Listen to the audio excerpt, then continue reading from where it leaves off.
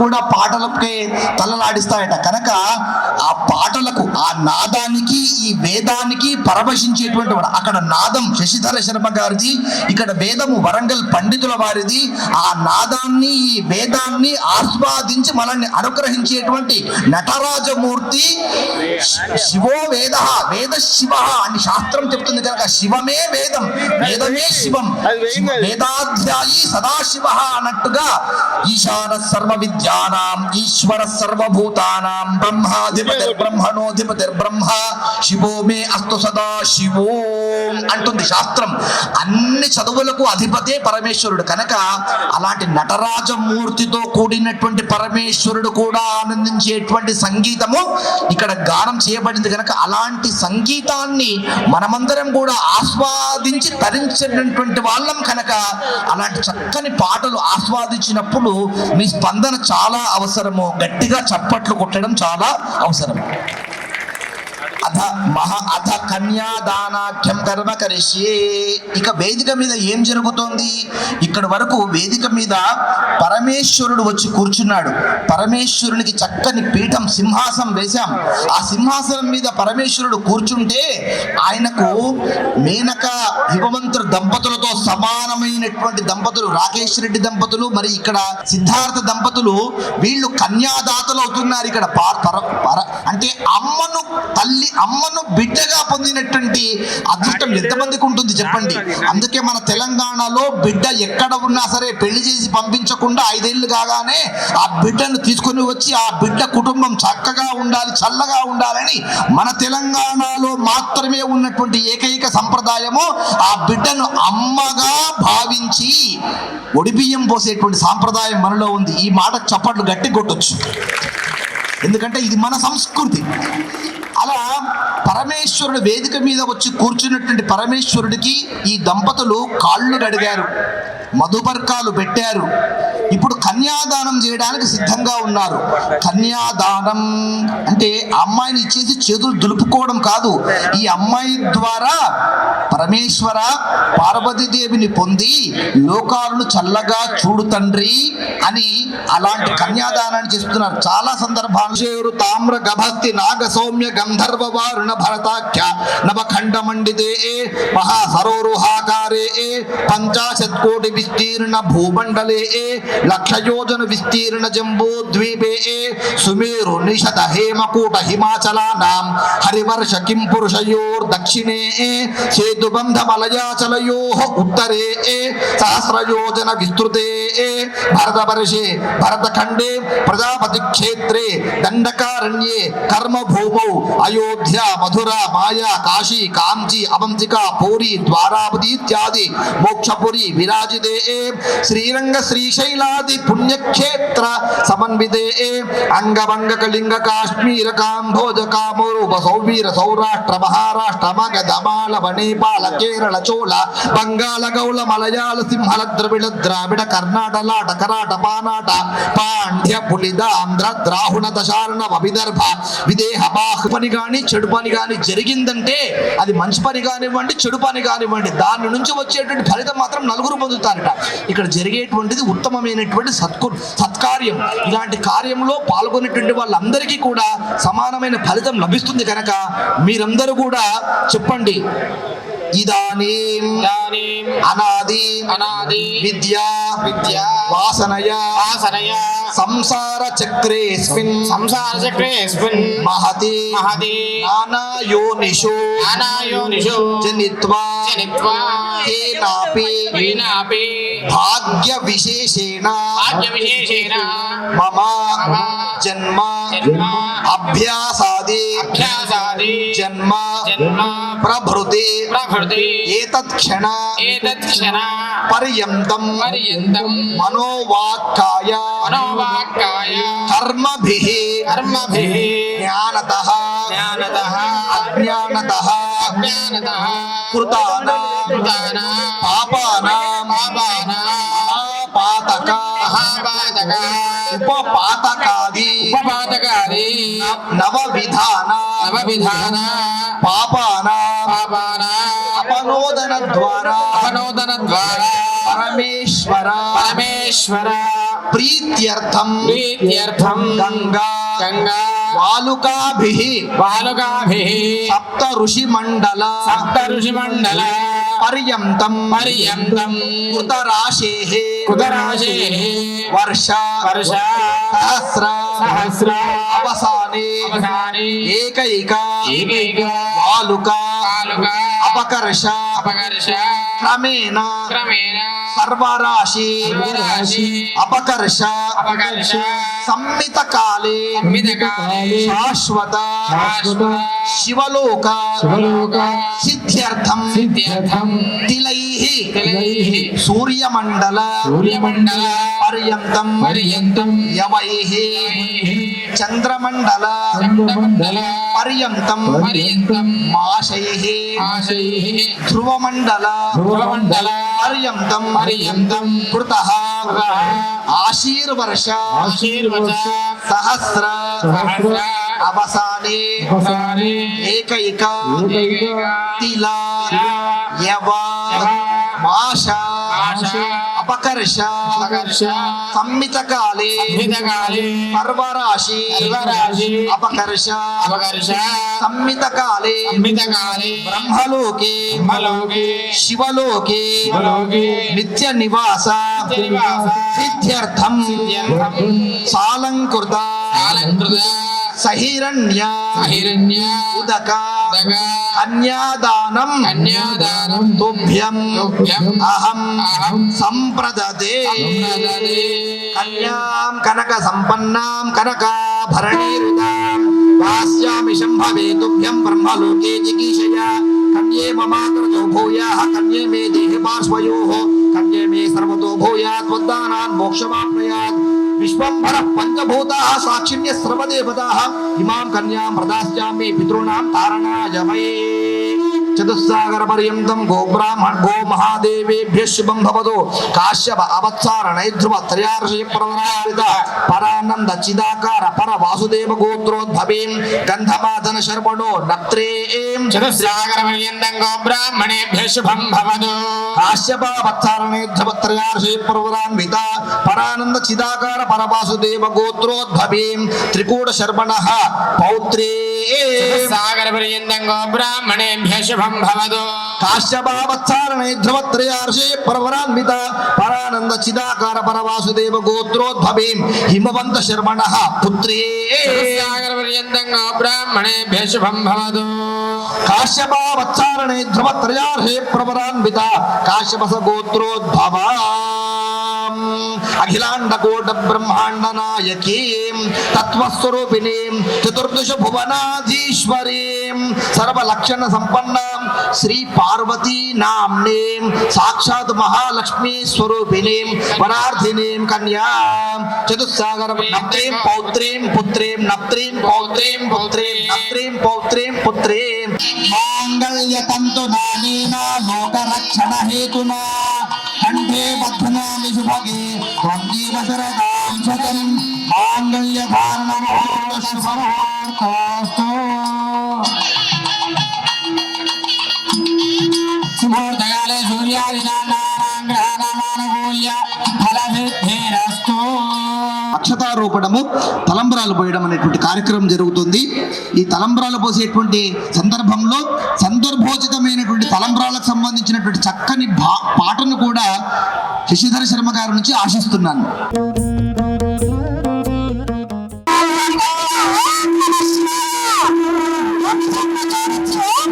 Indus foundation ఆధ్వర్యంలో నిర్వహిస్తున్నటువంటి ఈ ఆధ్యాత్మిక సాంస్కృతిక సమ్మేళనానికి ముఖ్య అతిథిగా విచ్చేసినటువంటి జనగామ శాసనసభ్యులు, గతంలో రెండు పర్యాయాలు ఎమ్మెల్సీగా పనిచేసినటువంటి నాయకులు, స్ఫూర్తిదాయకులు పెద్దలు పల్లా రాజేశ్వరరెడ్డి గారు,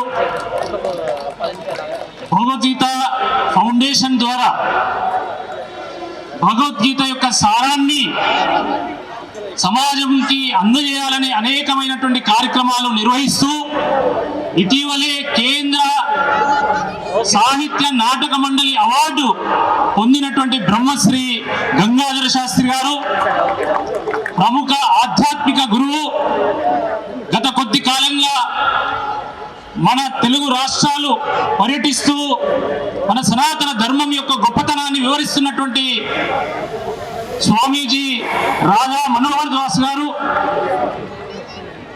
మన విశ్వ హిందూ పరిషత్ జిల్లా అధ్యక్షులు పెద్దలు జైపాల్ రెడ్డి గారు, ప్రముఖ గాయకులు, మన తెలంగాణ ప్రాంతానికి పరిచయమే లేనటువంటి, అవసరమే లేనటువంటి మన వందే మాత్రం శ్రీనివాస్ గారు, మా మిత్రులు, అనేక మట్టి పాటలతో మట్టి మనసులో హృదయాలను గెలిచినటువంటి సంగీత దర్శకులు చరణార్జున్ గారు, ప్రముఖ గాయకులు, కవి, తెలంగాణ ఉద్యమంలో ఉస్మానియా యూనివర్సిటీలో ఉవ్వెత్తున ఎగిసినటువంటి మా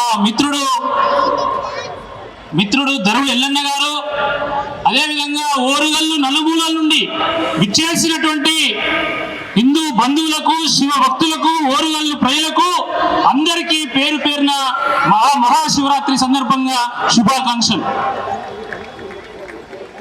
మిత్రులారా, ప్రపంచంలో 200కు పైగా దేశాలున్నాయి. కానీ అందులో భారతదేశానికి ఎంతో ప్రత్యేకత ఉన్నది. ఎందుకంటే భారతదేశం ఒక పుణ్యభూమి, ఒక కర్మభూమి, ఒక వేద భూమి, ఒక ధర్మభూమి, ఒక దేవభూమి. కాబట్టి ఎలాంటి అవాంతరాలనైనా, ఎలాంటి ఆపదనైనా ఎదుర్కొనగలిగేటువంటి శక్తి అంతర్లీనంగా దాంట్లో ఉన్నది. అహం బ్రహ్మాస్మి, ధర్మో రక్షిత రక్షిత, మాతృదేవో భవ, పితృదేవో భవ, గురు సాక్షాత్ పరబ్రహ్మ, వసుదైవ కుటుంబకం. ఈ రకంగా అనేకమైనటువంటి వేద వాక్కుల మీద నిర్మాణమైనటువంటి ఈ సమాజం ప్రపంచానికి ఒక దారి చూపిస్తున్నది, మన జీవనానికి ఒక వెలుగును అందిస్తా ఉన్నది. అందుకే ఈరోజు ప్రపంచం అంతా కూడా భారతదేశాన్ని కీర్తిస్తూ ఉన్నది. అటువంటి భారతదేశంలో మన తెలంగాణకు, ముఖ్యంగా మన ఓరుగల్లు ప్రాంతానికి ఎంతో విశిష్టత ఉన్నది. ఓరుగల్లు ఒక కళా రాజధాని, ఒక సాంస్కృతిక రాజధాని, ఒక ఆధ్యాత్మిక రాజధాని. ఓరుగల్లు అనేక కళలకు పుట్టినిల్లు. 400 సంవత్సరాల పాటు కాకతీయులు రాజధానిగా విరాజిల్లినటువంటి ప్రాంతం మన ఓరుగల్లు ప్రాంతం. ఇలాంటి ఓరుగల్లు కాకతీయుల పాలనలో ఎంతో ముందుకు సాగింది. ఆ రోజు కాకతీయులు భక్తి, భుక్తి, ముక్తి, శక్తి అనేటువంటి 4 సూత్రాల ఆధారంగా పరిపాలన చేశారు. శివాలయాలను నిర్మించి భక్తిని పెంపొందించేటువంటి ప్రయత్నం చేశారు.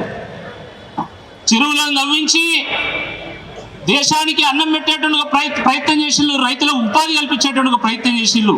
అదే భుక్తి.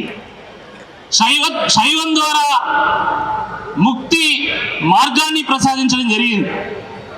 అదే విధంగా మరి పేరణి ద్వారా, అద్భుతమైనటువంటి పరిపాలన విధానాల ద్వారా, తమ సైన్యం ద్వారా అద్భుతమైనటువంటి శక్తిని సమకూర్చుకోవడం జరిగింది. అందుకే ఎప్పుడో కాకతీయులు పరిపాలిస్తే ఇప్పుడు కూడా మనం కాకతీయుల గురించి మాట్లాడుకుంటున్నాం. కాకతీయులు నిర్మించినటువంటి చెరువుల పూటికల గురించి మనం ఇప్పుడు కూడా మాట్లాడుకుంటా ఉన్నాం. కాకతీయులు 3T ప్రిన్సిపల్స్ ఆధారంగా పరిపాలించారు: temple, town and tank. Tank అంటే నీటి సరస్సులను నిర్మాణం చేసిండు. ఆ నీటి సరస్సుల పక్కనే ఆలయాలను నిర్మాణం చేసిండు.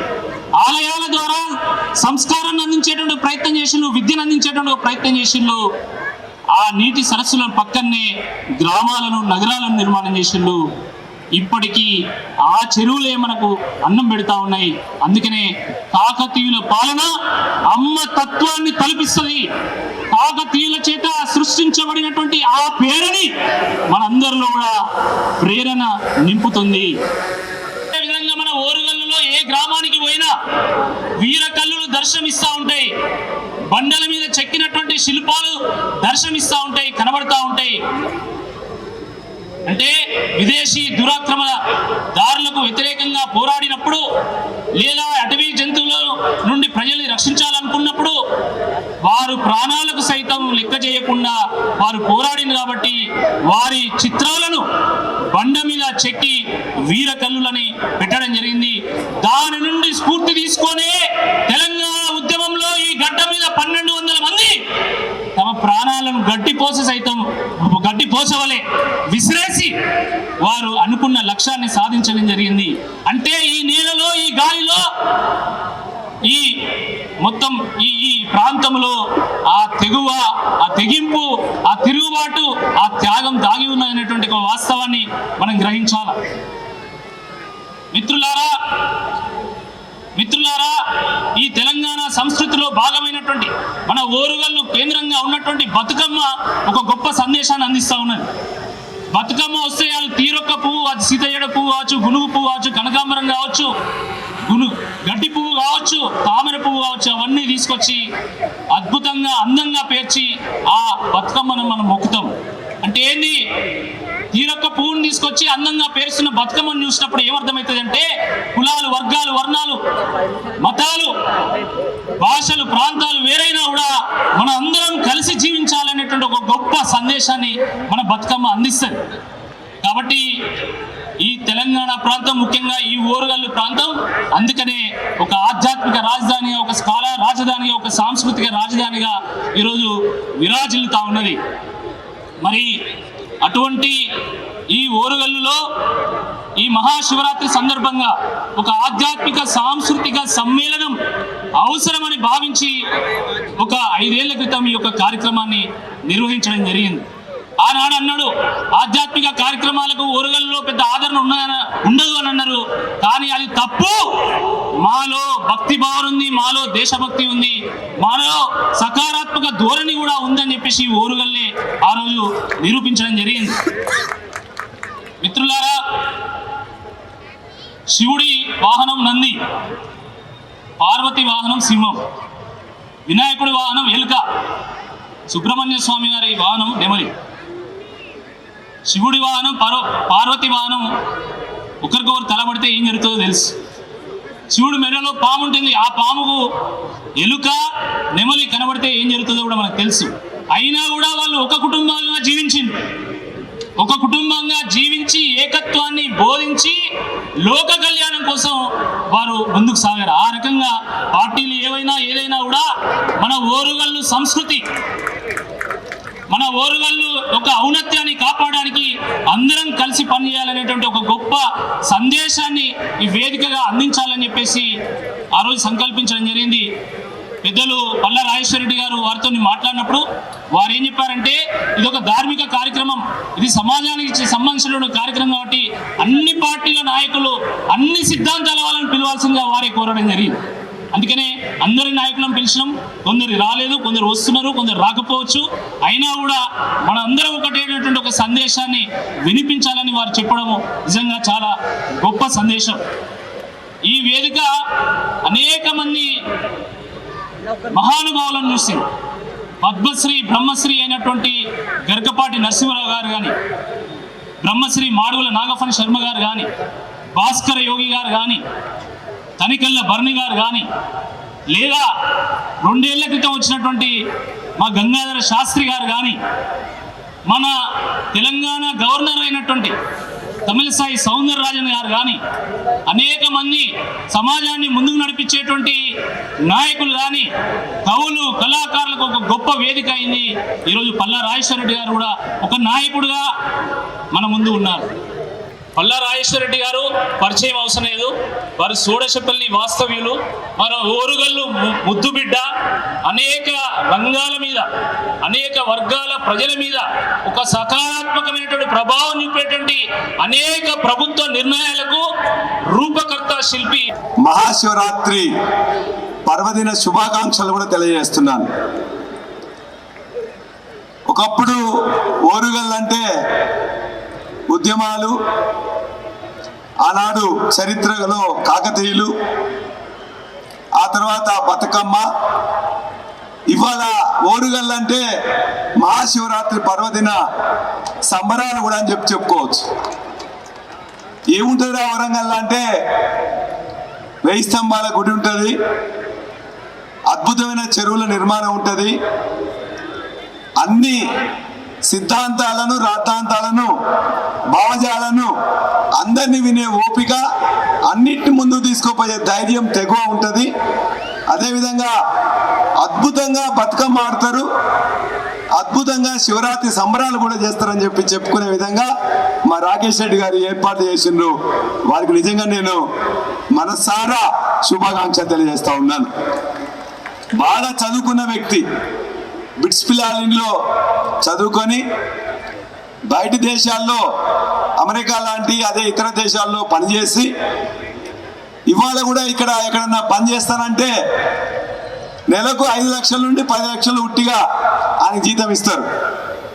వాటన్నిటిని వదిలిపెట్టి సమాజానికి ఎంతో కొంత సేవ చేయాలని, రాజకీయం అంటే అనేక పార్శ్వాలు ఉంటాయి, సేవా పార్శ్వమే నేను తీసుకుంటా అని చెప్తూ తన యొక్క చదువుని తన యొక్క పుట్టిన గడ్డ ద్వారా అనేక కార్యక్రమాల్ని, అది రాజకీయమైన, ఆధ్యాత్మికమైన, భక్తిపరమైన